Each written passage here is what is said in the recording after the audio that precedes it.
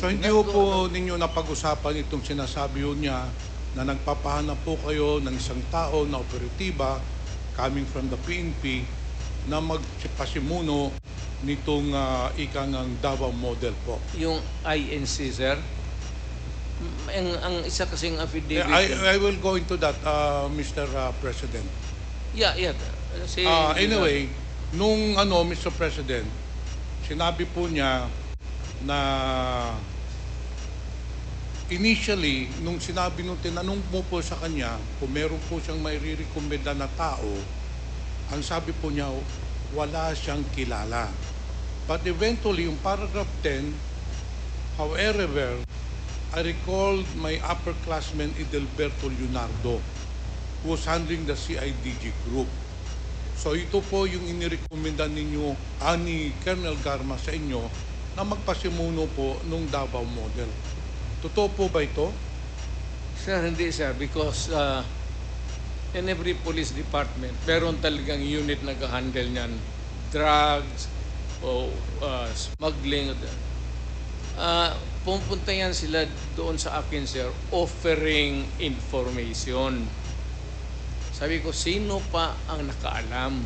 Is there any other police operative who can collaborate your statement? Because I need validation. Naghihingi ng pera, sir, for operation. Hindi naman ako magbibigay ng pera sarili ko. It's always government money. So, pag may kanong dinajamming mo ako ng istorya na ganon, I need to corroborative statement. Anyway, sabi ko, Mr. President, nagpatuloy pa po siya na sinasabi ho niya na there was a meeting between sa inyo po doon sa DPWH Panakan, Davao. Ang nandun po ay yung si Bakay, Pilela, Grijaldo, Tuson, Indueñas. Ito po ay members po ng Class 97 PNPA and Class 96 PNPA. Totoo po ba yun na nakipag-meeting po kayo dito sa Class of 97 PNPA and Class 96 PNPA doon po sa DPWH in Panakan? Yes, sir. I do not remember the occasion. But I remember that there was, or almost everybody was there, including the military. Nagipag-usap ako separately from the military pati police kasi hindi magkaintindihan. But in that meeting, I was talking to the military, then to the police. Separate sila, pero During that meeting po, Mr. President, hindi naman po ninyo napag-usapan na gagawa ng task force regarding war on drugs po. Hindi ho nyo napag-usapan yun during the meeting dun sa Panakan, sa Davao, between the Class PNPA of 93 and 96. 97 rather. I cannot do that, sir, because alam mo naman na only the police can create units or divisions in the police department. Hindi tayo empowered niyan. We are not allowed to create units there. It's not allowed by law. Binanggit din po ni Colonel Garma, Mr. President, Mr. Chair, doon sa paragraph 22, meron pong mga personahe po na hindi naman mga pulis na isasama daw doon sa ikangang task force. Kilala po ba ninyo si Lester Berganyo? No, sir. Honestly. Okay. Si Mr. Romel Bactat po. Lalo na. Si Mr. Rodel Serbo po. No, sir. Mr. Michael Palma. No, sir. It's stranger. And Mr. Peter Parungo rather. Okay, Mr. President, Mr. Chair, ito po yung mga individual na, well, I'm just basing this on the affidavit. Yes, sir. hope you I don't understand mind, it. I understand it. I'm just going through the affidavit of Colonel Garma.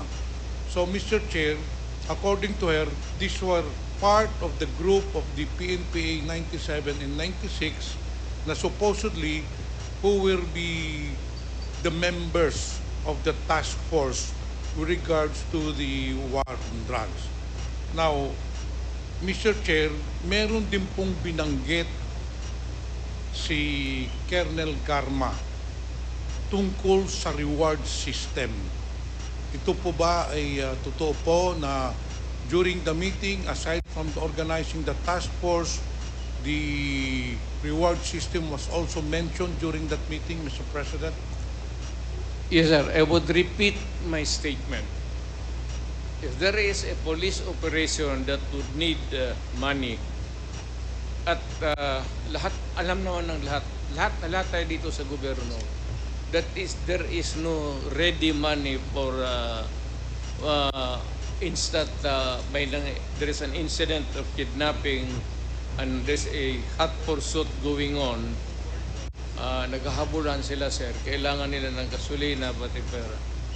Nagbibigay tayo ng pera. I pro-police talaga ako.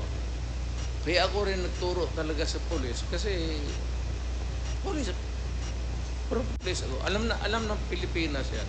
Okay, thank you, Mr. President. Nagsumiti rin po si Ruina Garma ng supplemental affidavit. Doon pa sa supplemental affidavit niya, sa paragraph 5, and I will read, I became aware of the so-called Davao Death Squad through various sources during my assignment in Davao. It was common knowledge among officers that almost all station commanders had special teams designated for specific operations. Although I did not know the identities of these teams, a culture of silence prevailed among police officers in Davao regarding such matters. Pinatutuhanan po ba ninyo itong aligasyon ni Colonel Garma na mayroong Davao Death Squad? Sir, kung meron man, walang pangalan at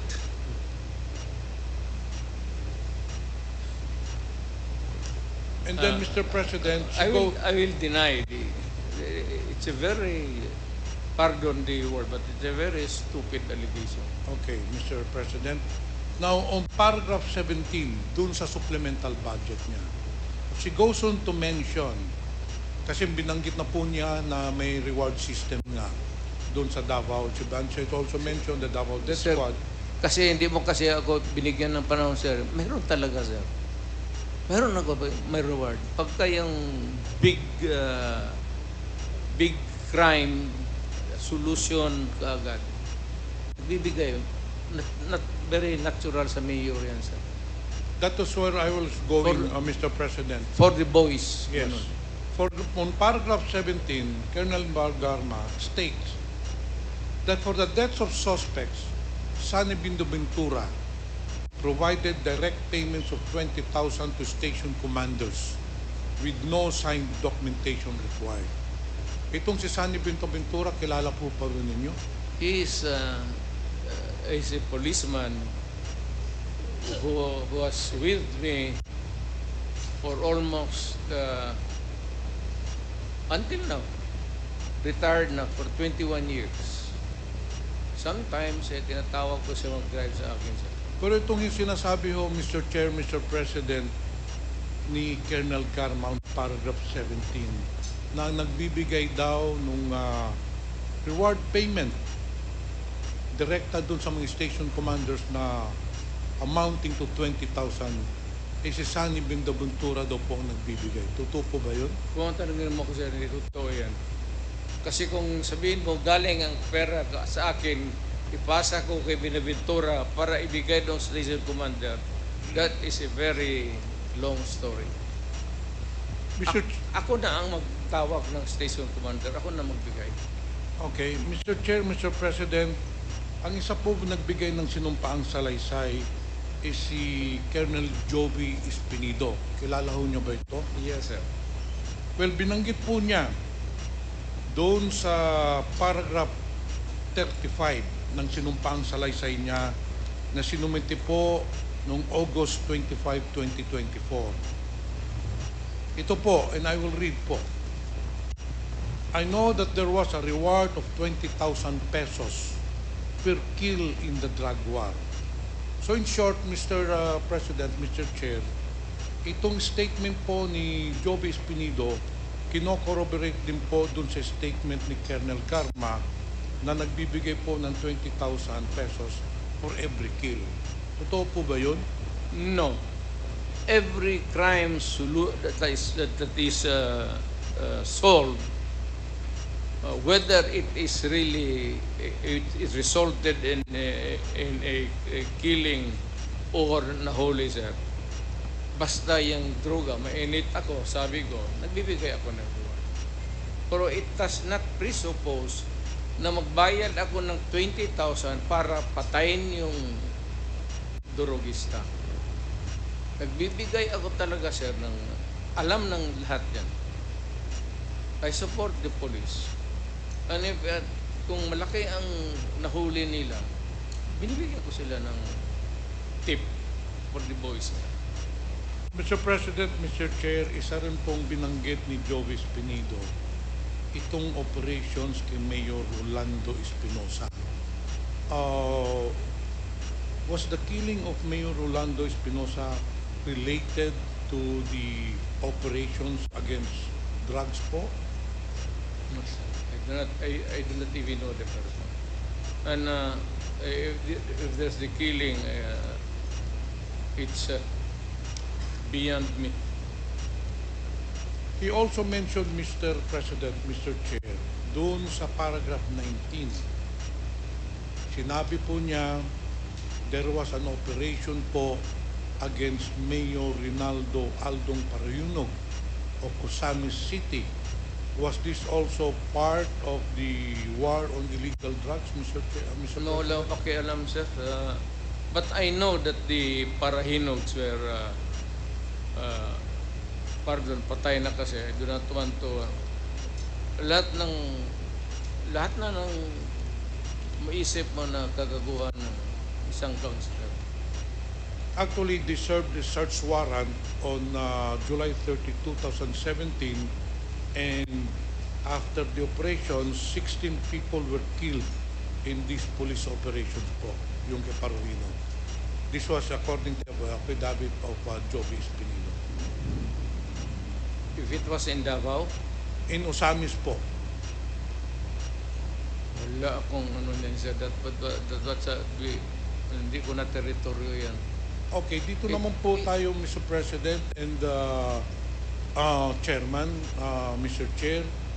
Doon po sa may nangyari pong patayan noong August 13, 2016 sa Davao Penal Colony involving 3 Chinese prisoners. Ito po yung mga Chinese na kinulong po doon sa Davao Penal Colony. Ito po yung mga Chinese chemists yata. Now, accordingly, it was an operations led by Colonel Garma, inutusan si Arthur Nasolis. Pero ang pinaka-importante po, ito po ay sinumpaang salaysay ni Colonel Jerry Padilla po. He was the superintendent at that time nung nangyari po ang patayan dun sa Dapicol. Hindi ko na po iisa-isahin to dahil marami pong magtatanong. Ang iano ko na ho, after the killing, according to sa supplemental supplemental affidavit of Colonel Jerry Padilla,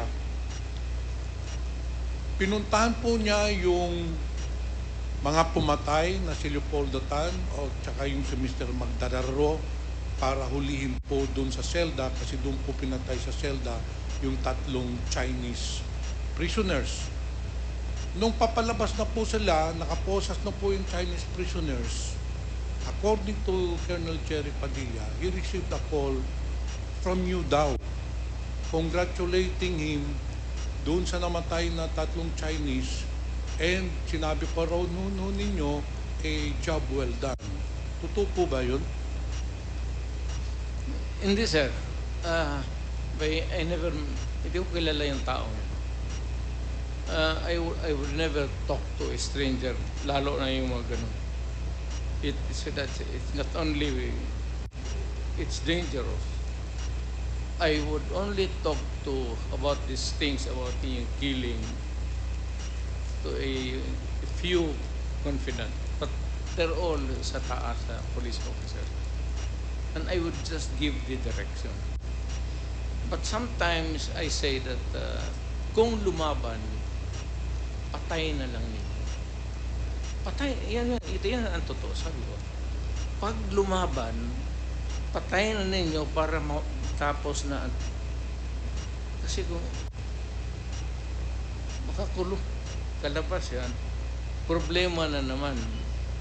Mabuti lang sana kung ordinaryo nga. Pero kung magkaso na rape, magnakaw, tapos patayin pa, sir, medyo talagang mainit ako dyan. Sabi ko, pag-prank ka na lang ako before dinito. Alam ng lahat ng police, pati NBI, mainit talaga ako. Hanapan ninyo. Kaya sabi ko, kung may mga baril yan, bunutin. Meaning to say, make a scene na kailangan, pag sabi mo, arestado ka, padruhin mo muna ng baril. At barilin mo. Patayin mo na para wala na akong hold upper na hahanapin pa bukas. At wala nang ma-rape, wala nang manakaw, at maganda na ang syudad ko. Ang mga residente, at least wala nang hindi masyado takot. They Anyway, can walk the streets Mr. at President, night. this statement of Colonel Jerry Padilla was corroborated by a certain Mr. Leopoldo Tan, yung isang PDL na pumatay, kasi nagsama na po sila doon papunta sa opisina ng admin office ng Dapicol, and nag-corroborate po si Leopoldo Tan na indeed tumawag daw po kayo kay Colonel Jerry Padilla. I just want to inform you that it was just corroborated by Leopoldo Tan. Alam mo, sir, hindi mo dapat gawin yan. Alam mo bakit? Pag ganun yan, sir, tinitape ka. Alam mo yung police na gano'n, tinitape ka. Pagka nag-istorya ka ng mga gano'n, sasabit ka talaga. Hindi ko ginagawa yan. Kung may instruction man ako, kung may gusto man akong patayin, tawagan ako. Isang tao, isang officer, patayin. Wala nang ng rape, nakaw, rape, tapos nasa kulong. Thank you, Tapos, Mr. President. Thank you, Mr. Chair. I have no further questions. Salamat. Thank you, Mintel.